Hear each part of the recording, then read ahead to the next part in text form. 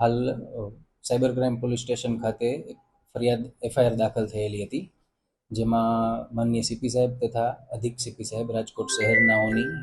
સૂચના હતી કે આરોપીઓને તાત્કાલિક પકડવામાં આવે, જે અંતર્ગત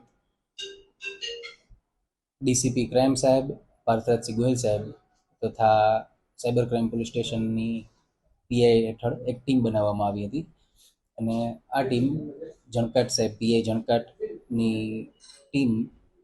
આ આરોપીને શોધમાં હતી. એ દરમિયાન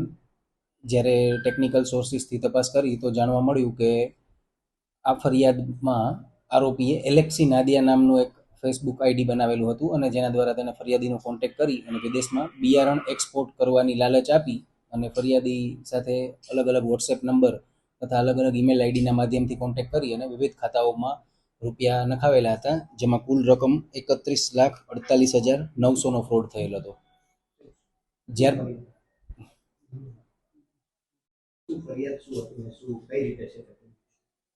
આના અંતર્ગત આરોપીએ એલેક્સી નાદિયા નામનું એક ફેસબુક આઈડી બનાવેલું હતું, અને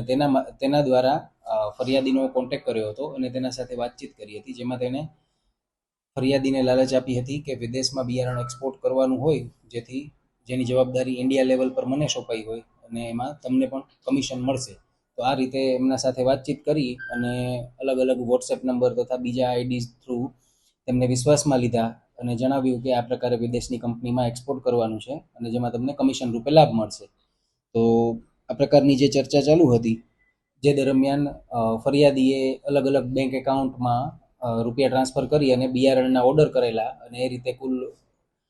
ઘણા ઓર્ડર બાદ એમની પાસે કુલ 31,48,900 રૂપિયાનો ફ્રોડ કરવામાં આવેલો હતો.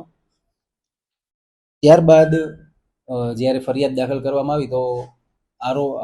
એલેક્સી નાદિયા નામના ફેસબુક પ્રોફાઇલની ટેકનિકલ તપાસ ચાલુ કરવામાં આવેલી, જેમાંથી એક ઈમેલ એડ્રેસ મળેલ અને તેનાથી આગળ જ્યારે સાયબર લેબ અને પીઆઈ જણકાટની ટીમે જ્યારે ટેકનિકલ તપાસ કરી તો તે તપાસમાં વિવિધ એકાઉન્ટ, ઈમેલ આઈડીની માહિતીઓ આવી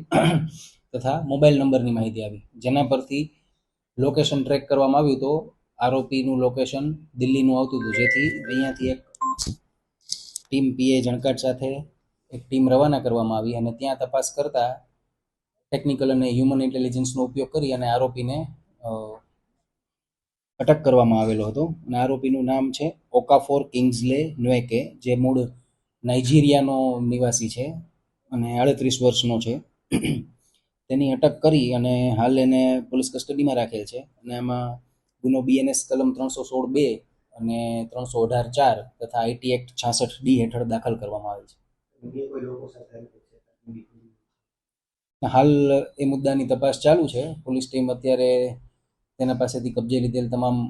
ઇક્વિપમેન્ટ્સની તપાસ કરી રહી છે અને તેની પૂછપરછ કરી રહી છે. તેમાં જો આગળની કોઈ માહિતી મળશે તો એ માહિતી આપવામાં આવશે.